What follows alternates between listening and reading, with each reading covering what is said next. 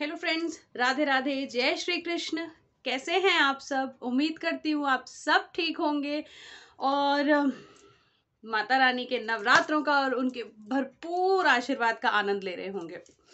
और इसी के साथ एक छोटी सी चीज कहना चाहूंगी।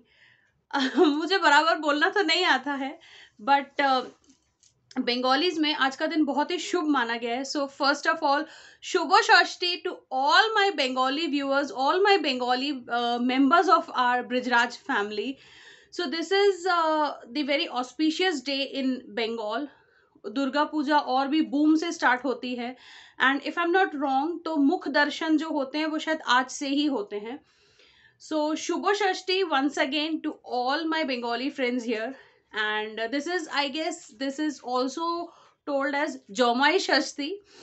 तो इसमें जो मुझे पता है मैं वो बता रही हूँ। अगर मैं गलत हूँ तो प्लीज आप लोग मुझे कमेंट करके बताइएगा। जमाई षष्ठी भी इसे कहा जाता है बिकॉज जो सासू मॉम्स होती हैं वो अपने दामाद को आज के दिन बहुत अच्छा अच्छा खाना बना के खिलाती हैं। उनकी बहुत खातिर होती है, बहुत सेवा होती है। सो इफ ऐसे भी कोई लोग हैं जो कि दामाद हैं अपनी प्यारी प्यारी सासू मॉम्स के, बंगालीज हैं और मेरा चैनल देखते हैं, सो आज का दिन आप बहुत ही प्रिविलेज्ड फील कर रहे होंगे बिकॉज सासू मॉम के हाथ का खाना एंड इतनी सारी इज्जत, इतनी सारी सेवा। So I am already going, बोलते ना मुंह में पानी आ रहा है मेरे। Although I don't eat anything that fish और नॉनवेज वगैरह, मैं कुछ भी नहीं खाती हूँ, बट स्टिल खाना, because I am a foodie person and touch wood मेरे घर में सारे फूडी हैं। हमारी छोटी सी माही भी फूडी है because I C those kind of things, those kind of gestures in her when I give different kind of cuisine इनके पापा को, तो ये she keeps on drooling over it. तो खैर ये बातें तो रही वहाँ, और आते हैं आज के टॉपिक की तरफ। सो आज का टॉपिक थोड़ा सा मिक्स मैच है।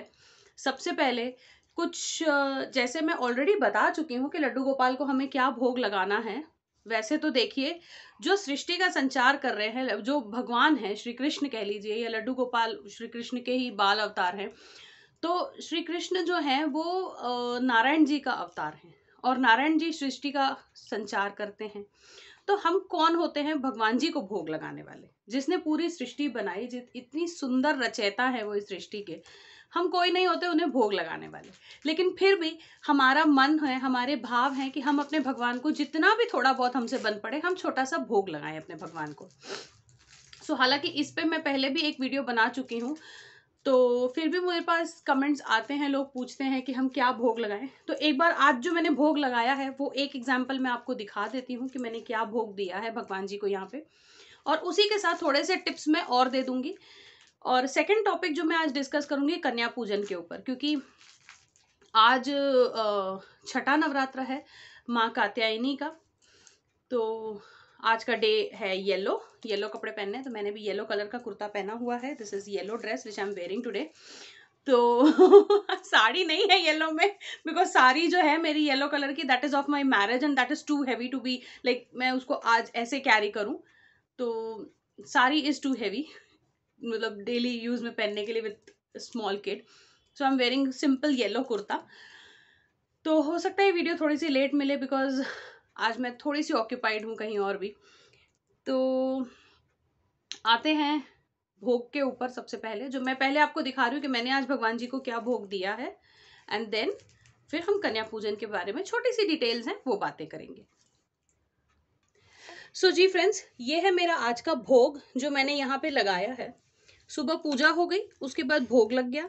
सो भोग में आज मैंने लड्डू गोपाल जी और बाकी भगवान जी के लिए क्या रखा हुआ है यहाँ पर। तो यहाँ पे सबसे पहले तो मैंने रखा है दूध, जो कि ये ग्लासेस हैं, ये ग्लासेस मेरे मंदिर के ही हैं, इनमें मैं भगवानों को ही भोग लगाती हूँ। तो इन ग्लासेस में मैंने रखा है दूध, और दूध को मैंने अच्छे से बॉईल करके उस टेम्परेचर पे यहाँ रखा है जिस टेम्परेचर पे हम खुद पी सकते हैं या हम अपने बच्चों को दे सकते हैं, उस टेम्परेचर का करके फिर मंदिर में रखा है। ये मैंने घर में ही बनाया था, माखन है ये। तो माखन तो हम घर में बहुत आसानी से बना सकते हैं। जो भी आपकी मलाई निकलती है, 1 चम्मच 2 चम्मच मलाई आप निकाल के उसको आप माखन बना लीजिए घर में ही।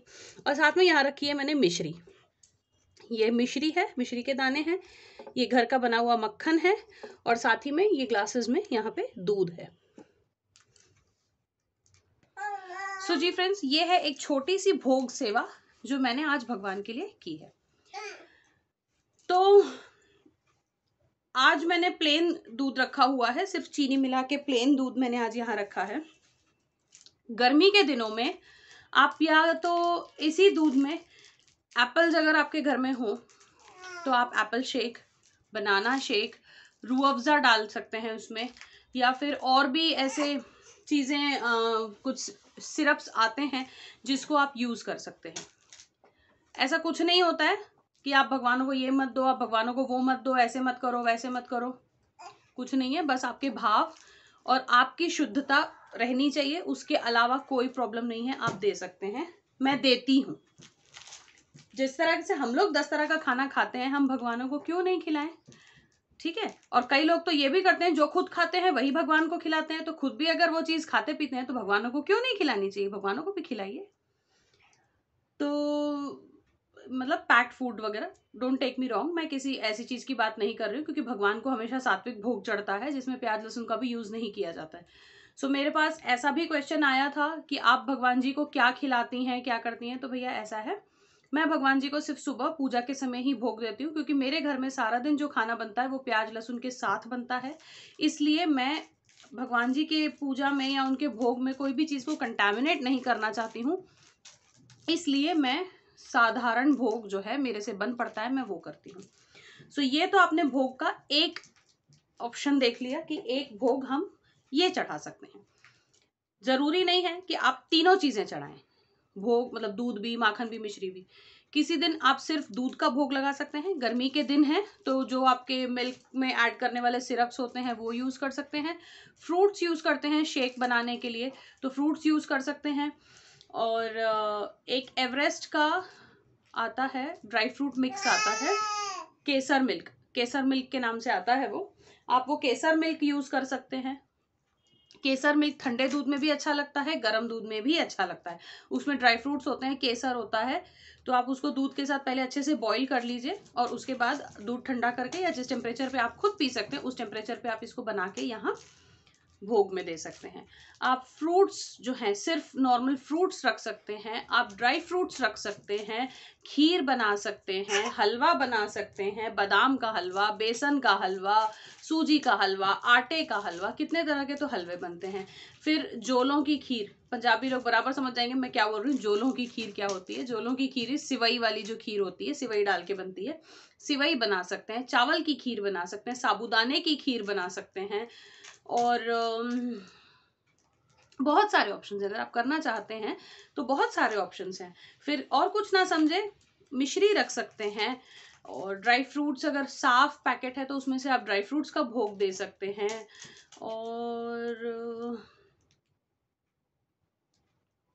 और तो मुझे कुछ नहीं समझ में आ रहा क्योंकि मेरे घर में जो चीज़ जैसी बनती है और अगर वो बिना प्याज लहसुन के होती है, साधारण सात्विक चीज़ बनती है, तो मैं यहाँ भोग पे रख देती हूँ।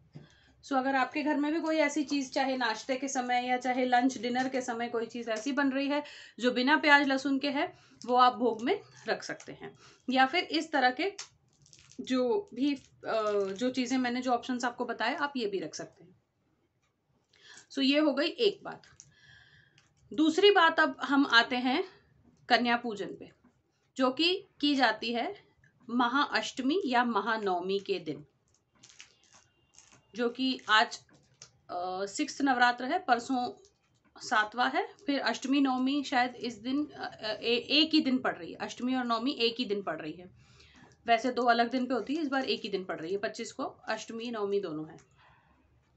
तो इसमें मैंने कई लोगों को देखा है, अभी तो खैर कन्या पूजन आप नहीं कर सकते क्योंकि कोविड की वजह से कोई भी आपके घर में किसी को भेजेगा नहीं, और ठीक भी है, मतलब इस वक्त आप नहीं करें तो अच्छा ही है, क्योंकि बाय चांस अगर हमारे घर से किसी को कोई चीज़ प्रॉब्लम हो गई तो भी हमारे मन में बात रह जाएगी, या उनसे हमें रह गई तो भी बात रह जाएगी।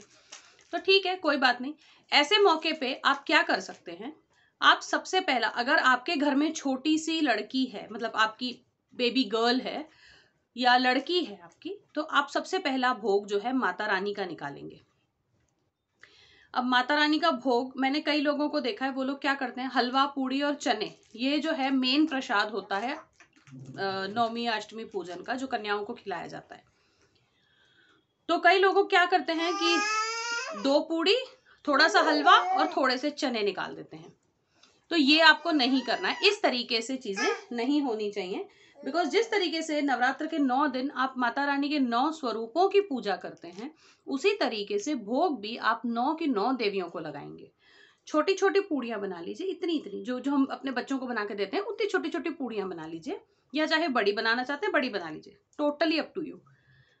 9 पूड़ियां निकाल लीजिए, 9 पूड़ियां निकल गई। उसके बाद थोड़ा थोड़ा थोड़ा थोड़ा चना, उसके ऊपर आप मसाला चना जो होता है वो रख लीजिए। जो लोग पहली बार चना बना रहे हैं, नहीं जानते हैं अगर किस तरीके से बनता है, या जानते भी हैं या वॉटेवर, मैं एक सिंपल आपको एक चना की भी रेसिपी इसमें बता दे रही हूँ। तो चना हमें क्या करना है, चना हम रात को अच्छे से धो के भिगो के रख लेंगे। नेक्स्ट डे मॉर्निंग में चना हम बॉईल करेंगे, बॉईल हो जाएगा चना। उसके बाद आप सूखा चना जो है कुकर में से आप किसी खुले बर्तन में निकाल लीजिए। उसके ऊपर आप जो है सेंधा नमक, क्योंकि पूजा में व्रत में वही नमक यूज किया जाता है, तो आप भगवान जी को भोग लगा रहे हैं तो रेगुलर नमक नहीं पड़ेगा उसमें, सेंधा नमक आप लगा सकते हैं। सेंधा नमक, लाल मिर्ची, थोड़ा सा सूखा धनिया, ये चीज 3 चीजें डालेंगे। और ऊपर से जो है हींग का छौंक देंगे। थोड़ा सा तेल लेंगे, उसमें हींग डालेंगे, हींग का छौंका आप देंगे। ये चने खाने में बहुत अच्छे लगते हैं, बिलीव मी, बहुत अच्छे लगते हैं। और वैसे भी जब वो प्रसाद बन जाते हैं ना, तो उसका स्वाद अलग ही आता है। सो ये एक छोटी सी चने की रेसिपी मैंने बीच में ऐड कर दी। अगर किसी को फिर भी चाहिए होगा तो मुझे कमेंट कर दीजिएगा, मैं वहां भी बता दूंगी। तो 9 पूड़ियां निकालेंगे हम छोटी छोटी। 9 पूड़ियों पे 9 जगह पे हम चने रखेंगे, 9 जगह पे हम हलवा रखेंगे। इस तरीके से हम जो है माता रानी को भोग लगाएंगे। उसके बाद जहां आपको पूजा, आपने अपनी चौकी सजाई है, वहीं पे आप ये भोग रखेंगे। थोड़ा सा लेफ्ट हैंड से राइट हैंड में थोड़ा सा पानी लेंगे, इस तरीके से थाल के पास घुमा के छोड़ देंगे। 3 बार ये चीज करनी है। और साथ में आप पानी का कलश जरूर रखेंगे। जरूर इसलिए रखेंगे, इसके पीछे एक छोटी सी रीजन है, मैं कंपल्शन नहीं डाल रही हूँ, मैं आपको रीजन भी दे रही हूँ इसके साथ। जब हम खाना खाते हैं तो हमें बीच में कभी खांसी आ जाती है, कभी प्यास लग जाती है, तो इसी तरीके से भगवान जी के लिए भी आप कंप्लीट चीज रखेंगे, खाना भी रखेंगे, पानी भी रखेंगे। और उसमें तुलसी पत्र नहीं डालेंगे। माता रानी के भोग में तुलसी पत्र कहीं भी नहीं पड़ता है। जिनको पता है बहुत अच्छी बात है, जिनको नहीं पता है मैं एक बारी बता दे रही हूँ। फिर आते हैं कन्या पूजन पे। तो कन्याएं अगर आपकी सोसाइटी में अलाउ कर रहे हैं, आपके पास कन्याएं आ रही हैं, तो आप 9 देवियों के स्वरूप की तरह 9 कन्याओं को खिलाएंगे, साथ में एक जो है लड़के को बिठाएंगे। जो कन्याएं हैं उनको आप थोड़ा सा ये देख लीजिए कि एज उनकी 9 ईयर्स, मतलब अंडर 9 ईयर्स या 9 ईयर्स तक हो, उससे बड़ी जो है वो कन्या पूजन में नहीं आती है। तो 10, 11, 12, 13 साल की जो लड़कियां होती हैं वो कन्याएं नहीं गिनी जाती हैं। कन्या जो रूप होता है वो 9 साल तक की लड़कियों का ही होता है, जो उनको ही बिठा के उनकी पूजा की जाती है। सो कन्याओं की पूजा हम करेंगे कैसे? सबसे पहले आपने जहां चौकी सजाई है वहां पे एक साफ जो है आसन या चादर, कुछ भी साफ सुथरी जगह पे बिछा लीजिए। वहां पे आप कन्याओं को लाइन से बिठाइए। उसके बाद जो चीज आप कन्याओं के लिए करते हैं, जैसे उनके पैर धुलाना, पैर पोंछना, सबसे पहले आप अपनी माता रानी के पैर धुलाएंगे, माता रानी के पैर पोंछेंगे। फिर आप सारी कन्याओं के पैर धुलाएंगे, सारी कन्याओं के पैर साथ में पोंछेंगे, धुलाएंगे पोंछेंगे, धुलाएंगे पोंछेंगे। उसके बाद आप सबको तिलक लगाते हैं, टीका किया जाता है। सबसे पहले माता रानी को टीका करेंगे, क्योंकि सबसे प्रथम कन्या हमारे जो पूजी जाएंगी वो माता रानी होंगी। तो सबसे पहले माता रानी को तिलक किया जाएगा, फिर सारी कन्याओं को तिलक करते हैं। पॉइंट टू बी नोटेड, ये मेरे घर की पूजा है। अगर आपको ये तरीका अच्छा लगे तो आप फॉलो कीजिए, या तो फिर आपके घर में जैसे होता है आप वैसे कीजिए। पर ये एक प्रॉपर तरीका है जो मैंने भी वैष्णो देवी में भी देखा है होते हुए, मैं आपको वो बता रही हूँ। तिलक कर दिया, उसके बाद आप मौली बांधते हैं। मौली जो होती है वो सब कन्याओं को हाथ में बांधी जाती है। फिर अच्छे से उनके आगे आप प्लेट्स रख देंगे, चाहे डिस्पोजल प्लेट्स हो, चाहे अपने घर की प्लेट्स देना चाहते हो, जो भी है। क्योंकि कई जगह तो मैंने कन्याओं को ये भी देखा है कि वो अपने घर से प्लेट्स लेके जाती हैं। तो मैं डिस्पोजल जो है वो यूज करती हूँ। अभी तो मेरे यहाँ अलाउड नहीं है, पर फिर भी मेरी माँ ही है, मेरी माता रानी है, मेरी राधा रानी है, ये 3 कन्याएं तो मेरे यहाँ है, चौथे में लड्डू गोपाल बिठा लूंगी। उस तरीके से मैं कर लूंगी। तो या ये तरीका मैं इस बार फॉलो करने वाली हूँ। तो जिनके घर में कन्या पूजन के लिए अलाउड नहीं है बच्चों को आना, मतलब कोविड की वजह से, ऐसे कोई ये नहीं, तो अगर आपके पास बाल स्वरूप राधा रानी है, बाल स्वरूप गोपाल जी हैं, माता रानी है, अपने घर की कन्या है, तो आप इनके साथ भी बिठा के पूजन कर सकते हैं। सो फिर हमने मौली बांध दी, उसके बाद आप प्लेट्स लगा देंगे। प्लेट में आदर से उनको प्रॉपरली बिठा के आप प्रसाद परोसेंगे, हलवा, पूरी, चना, साथ में केला, एक फ्रूट दिया जाता है केला। जो नारियल आपने रखा है वो नारियल भी तोड़ के उसके पीसेस जो है छोटे छोटे कट करके वो सबको एज अ प्रसाद दिया जाता है। अगर आपके यहाँ वो पूजा का नारियल नहीं तोड़ा जाता है तो आप दूसरा नारियल तोड़ेंगे, और श्रीफल होता है वो दिया जाता है। प्लस आप पैसे जो भी आपको संभव लगे, चाहे 1 रुपया, चाहे 2 रुपये, चाहे 10 रुपये, चाहे 5 रुपये, जो भी, क्योंकि बच्चों को पैसों से कोई लेना देना नहीं होता है, बच्चों को अट्रैक्शन होता है गिफ्ट्स का, जो हम उन्हें देते हैं। बच्चों को सिर्फ और सिर्फ वो गिफ्ट्स का अट्रैक्शन होता है और कुछ भी नहीं होता बच्चों को। तो जो भी आप गिफ्ट्स लाएं, चाहे hair band, tiffin box, water bottle, जो भी आप गिफ्ट्स लाएं वो आप गिफ्ट्स देंगे। उसके बाद जब आप कन्याओं की विदाई करेंगे, जब उनका हो जाता है, जब कन्याएं विदा लेती हैं, विदाई के समय एक एक कन्या के अच्छे से आप पैर छुएंगे। माथा टेकना चाहे तो माथा टेक लीजिए, पैर छूना चाहे पैर छू लीजिए, और सर से हाथ लगाइए। जैसे कई लोग करते हैं ना कि हाँ पैर छू लिए बस यहाँ तक, नहीं, सर से हाथ लगाइए, क्योंकि वो इस वक्त जब आपके घर में वो कन्या आई है वो देवी रूपी है, इसीलिए आपने उनका पूजन किया है। तो सर से हाथ लगाइए, चूम लीजिए कि बहुत बहुत धन्यवाद, आप मेरे घर में आई और भोग स्वीकार किया। बस इसके अलावा हमें कुछ नहीं करना है। छोटी सी पूजा है, छोटा सा तरीका है, अच्छे से करें और माता रानी को प्रसन्न करें। माता रानी बहुत आसानी से प्रसन्न होती है। माता रानी हमारे लिए माँ स्वरूप है, और माँ अपने बच्चे से नाराज भी होती है ये सिखाने के लिए कि बेटा तुमने गलती की है। और माता रानी अपने बच्चों को, माँ जो है वो अपने बच्चों को खूब प्यार भी करती हैं। तो हर चीज जो है थोड़ी सी अच्छे से कीजिए, ताकि मन में एक अलग सी शांति ही रहती है। अच्छे से जब हम करते हैं ना तो मन बिल्कुल शांत रहता है कि चलो पूजा अच्छे से हुई। और अगर इसी दौरान कोई भी लड़की, जितनी लड़कियां आपके घर में आई है ना, उसमें से कोई भी लड़की अगर अपनी खुशी से या अपने मन से आपके हाथ में एक सिक्का भी पकड़ा देना, उसको लक्ष्मी मैया की बरकत समझ के अपने पास रख लेना, अपनी तिजोरी में रख लेना। ठीक है, तो ये रही छोटी सी छोटी बातें, बहुत सारी छोटी छोटी बातें। और अगर कोई बात मैं भूल रही हूँ तो मुझे बता दीजिएगा। अगर कोई बात मेरी ना समझ आई हो, कंफ्यूजन रह रहा हो, तो मुझे कमेंट सेक्शन में ज़रूर कमेंट कीजिए। मैं आपके कमेंट्स का ज़रूर रिप्लाई करूँगी। कोशिश करूँगी कि जल्दी से जल्दी करूँ, क्योंकि आज मैं थोड़ी सी कहीं और भी ऑक्यूपाइड हूँ, जैसे मैंने आपको बताया। कोशिश करूँगी जल्दी से जल्दी रिप्लाई करूँ। और भोग भी मैंने क्लियर कर दिया कि भोग क्या लगाना चाहिए, और ये भी हो गया। हाँ, दोनों बातें हो गई। तो हमारी बातों का सेशन हम यहीं समाप्त करते हैं। अगले वीडियो में जल्दी मिलूंगी। राधे राधे। माही को दूध पिला रही हूँ इसलिए दोनों हाथ नहीं जोड़ सकती। राधे राधे।